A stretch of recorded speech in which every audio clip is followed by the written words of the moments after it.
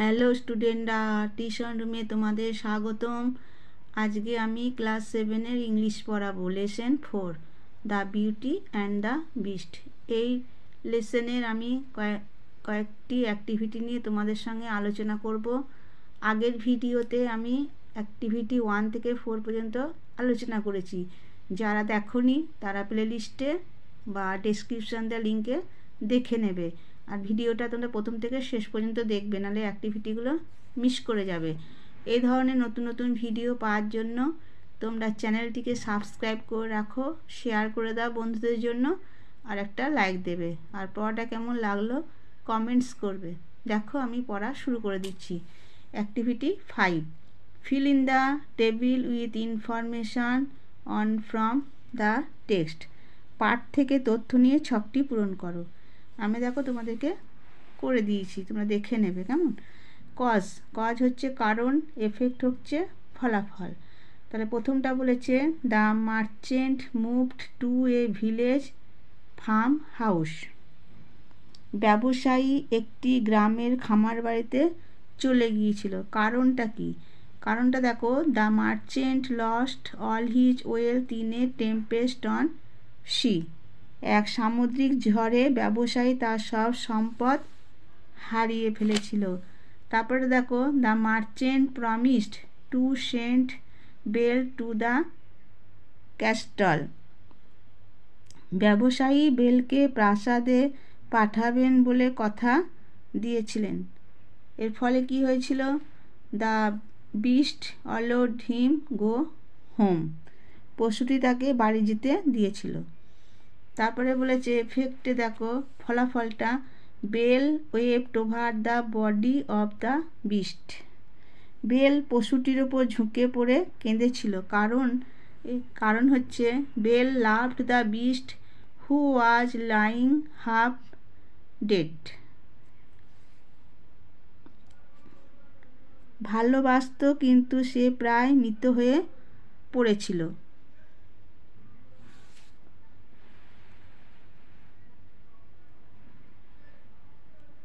তারপরে দেখো activity 6।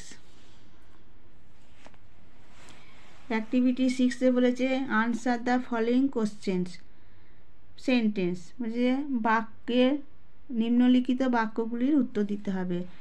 Why did the beast decide to kill the merchant.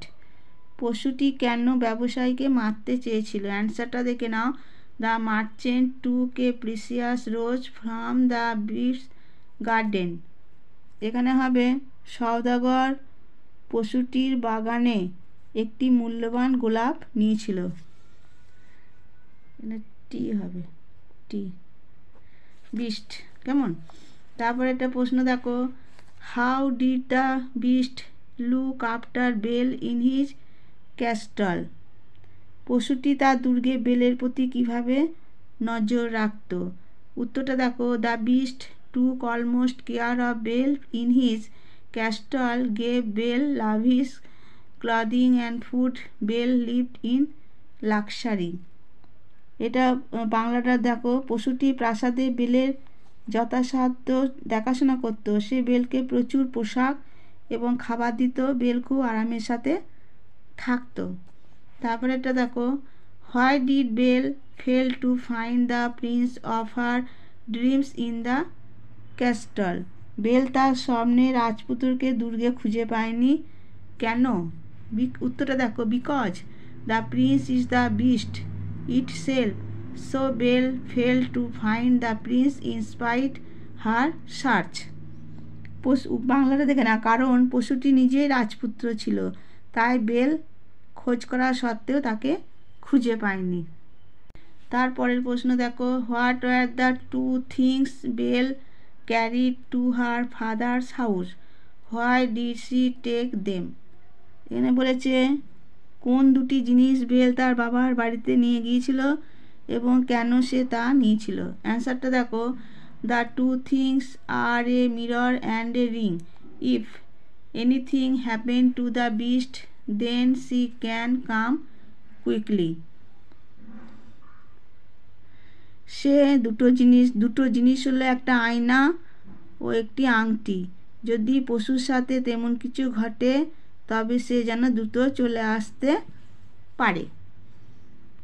তারপরে প্রশ্নটা দেখো, how did a handsome Prince become on ugly beast?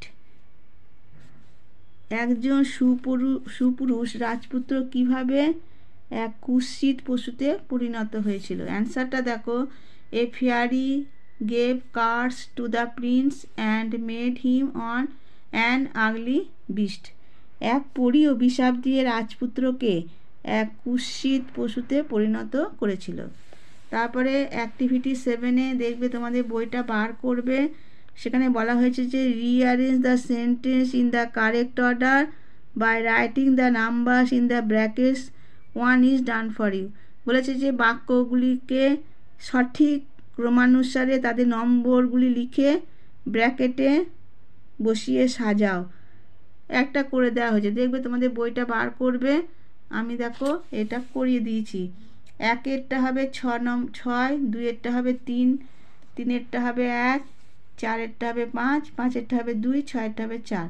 এভাবে তোমরা দেখে নেবে, বইটা তোমাদের বার করবে। তারপর দেখো activity 8, the meanings of the certain words are given here, identify those words from the text.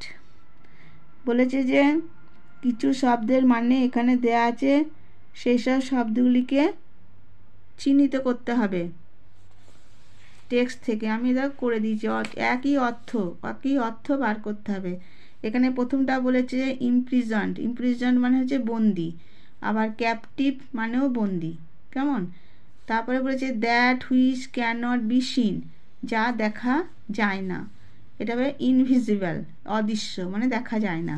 তারপরে বলেছে friendly and kind behaviour to guest, অতিথিদের সঙ্গে বন্ধুত্বপূর্ণ এবং দয়ালু ব্যবহার, এটা হবে হসপিটালিটি, আতিথেয়তা, কেমন? তারপরে বলেছে কমপ্লিটলি চেঞ্জ, পুরোপুরি পাল্টে গেল, এটা হবে ট্রান্সফর্মড, পরিবর্তিত হলো। তারপরে দেখো অ্যাক্টিভিটি 9, অ্যাক্টিভিটি 9-এ odd one out, odd one মানে বেমানানটি বাদ দিতে হবে। তোমরা তোমাদের বইটা বার করবে, হেডিংটা দেখে নেবে, আমি দেখো বলে দিচ্ছি মুখে। In each set there is a word that does not fit with the rest of the words in the set, identify the word, 1 is done for. একটা করে বলেছে যে প্রতিটি সেটের মধ্যে থাকা একটি শব্দ বাকি শব্দগুলির সঙ্গে মানানসই নয়, সেই শব্দটিকে চিহ্নিত করো। তাহলে এখানে আমি দেখো প্রথমে বলেছে 1 নম্বরেরটা বলেছে ম্যানসন মানে বৃহৎ অট্টালিকা, প্যালেস মানে প্রাসাদ, ফ্ল্যাট মানে সমান, আর হিউজ হাউস মানে বিশাল বাড়ি। এই তিনটের সঙ্গে মিল আছে, বৃহৎ অট্টালিকা, প্রাসাদ, বিশাল বাড়ি, শুধু বেমানান হচ্ছে ফ্ল্যাট, সমান, তাহলে এটাতে গোল দেবে, কেমন? আর আমি এখানে উত্তরটা ফ্ল্যাটও লিখে দিয়েছি। এইভাবে তোমাদেরকে বাদ দিতে হবে, যেটা যার সঙ্গে ম্যাচিং হচ্ছে না সেটা বাদ দেবে, অর্থটা অন্যরকম হয়ে যাচ্ছে, কেমন? তারপরে আছে ড্রিজেল মানে হচ্ছে গুড়ি গুড়ি বৃষ্টি, আর স্ট্রম মানে ঝড়, টেম্পেস্ট মানে ঝড়, আর সাইক্লোনও একটা ঝড়। তাহলে এটা কোনটা বেমানান? ড্রিজেল মানে গুড়ি গুড়ি বৃষ্টি, এটা গোল মার্ক দেবে, আবার নিচেও লিখে নেবে ড্রিজেল। তারপরে আছে ফ্রেন্ড মানে হচ্ছে বন্ধু, ফো মানে শত্রু, অ্যালি মানে বন্ধু, আর কম্পেট্রিয়ট মানে একই দেশের অধিবাসী। তাহলে এখানে কোনটা বেমানান হবে? শত্রুটা, তাহলে শত্রুতে গোল মার্ক দেবে, আর এখানে নিচে ফোটা লিখে দেবে। তারপরে হচ্ছে রেফিউজ মানে প্রত্যাখ্যান করা, একসেপ্ট মানে গ্রহণ করা, ডিক্লাইন মানে অস্বীকার করা, ডেনি মানেও অস্বীকার করা।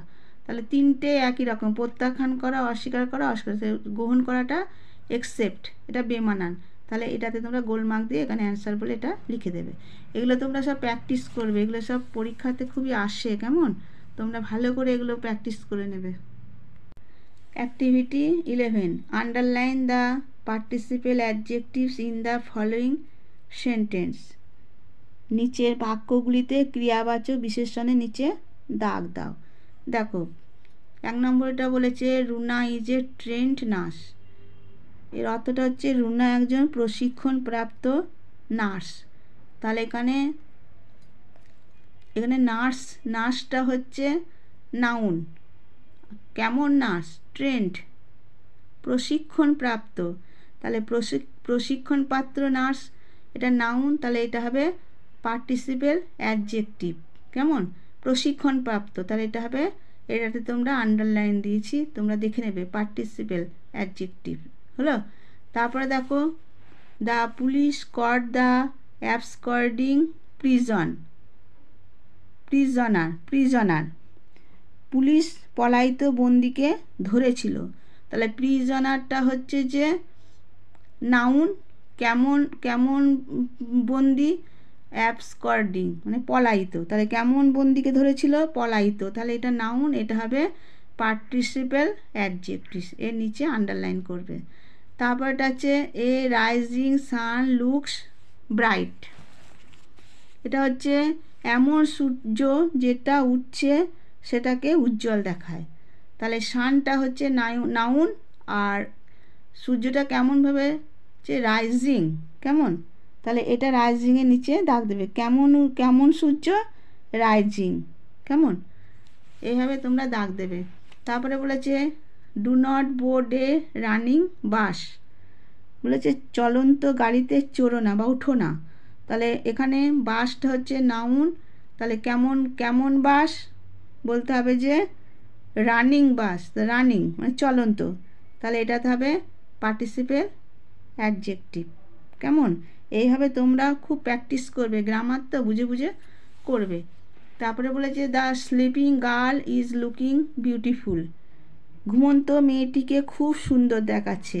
তাহলে এখানে গার্লটা হচ্ছে নাউন, তাহলে এখানে বলেছে যে কেমন মেয়েটি কেমন? স্লিপিং গার্ল, তাহলে স্লিপিংয়ে পার্টিসিপেল অ্যাডজেক্টিভ হবে, নিচে আন্ডারলাইন দেবে। Activity 12, identify whether the following sentence are indirect or indirect speech. নিচের বাক্যগুলোতে কোথাও প্রত্যক্ষ এবং পরোক্ষ বাক্য আছে তা চিহ্নিত করতে হবে, ডাইরেক্ট ইনডাইরেক্ট চিহ্নিত করতে হবে। প্রথমটা দেখো 1 নম্বরে, হি সেড, ইনভার্টেড কমা আছে, I am busy, inverted comma শেষ।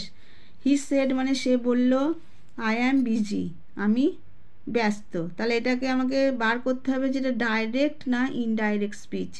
তাহলে এখানে বলেছে যে হি সেড, সে নিজেই বলছে, তাহলে সেই বলেছিল, হ্যাঁ, তাহলে এটা কি হবে? ডাইরেক্ট হবে, ডাইরেক্ট স্পিচ হবে। সে নিজেই বলছে, কে বলেছিল? সেই বলেছিল, তাহলে এটা হবে ডাইরেক্ট স্পিচ। তারপর এটা দেখো, the master said that the clerk would not attend office that day. তো মালিক বললেন যে কর্মচারীটি ওই দিন দপ্তরে আসেনি। তাহলে মাস্টারের কথাটি অন্য কেউ বলেছিল, সে ডাইরেক্টভাবে বলেনি, অন্য কাউকে দিয়ে বলানো হয়েছে, তাহলে এটা হবে ইনডাইরেক্ট স্পিচ। বুঝে নেবে তোমরা, কেমন? এইভাবে তোমরা বুঝে নেবে। তারপর দেখো 3 নম্বরে এটা দেখো, the student said that she had left her bag there. ছাত্রটি বলল যে সে তার ব্যাগ ফেলে এসেছে। তাহলে স্টুডেন্টের কথাটা অন্য কেউ বলেছিল, তাহলে এটা ইনডাইরেক্ট হবে, তাহলে এখানে ইনডাইরেক্ট স্পিচ হবে, নিজে তো বলছে না, কেমন? তাহলে হচ্ছে ইনডাইরেক্ট। এগুলো তোমরা খুব ভালো করে প্র্যাকটিস করবে, এগুলো খুব আসে, কেমন? তারপর দেখো, শি সেড, সে বলল, I am living for Delhi now, আমি এখন দিল্লিতে যাচ্ছি। তাহলে সে নিজেই বলেছিল বলে ডাইরেক্ট স্পিচ হবে, সে নিজেই বলছে তো, শি সেড, সে বলছে আই অ্যাম মানে সে নিজেই বলছে, তাহলে এটা হবে ডাইরেক্ট স্পিচ। যখন এটা নিজে বলবে তখন হবে ডাইরেক্ট, আর যখন অন্যেরা বলবে তখন সেটা হবে ইনডাইরেক্ট স্পিচ। কেমন? এইভাবে তোমরা বুঝে বুঝে ন্যারেশনগুলো চিহ্নিত করবে। ঠিক আছে, আজকে আমি এই পর্যন্তই করালাম। পরের অ্যাক্টিভিটিগুলো পাওয়ার জন্য তোমরা চ্যানেলটিকে সাবস্ক্রাইব করে রাখো, শেয়ার করে দেবে বন্ধুদের জন্য, আর একটা লাইক দেবে। আর পড়াটা কেমন লাগলো কমেন্টস করবে। ঠিক আছে, আজকে আমি এখানেই ভিডিওটা শেষ করলাম।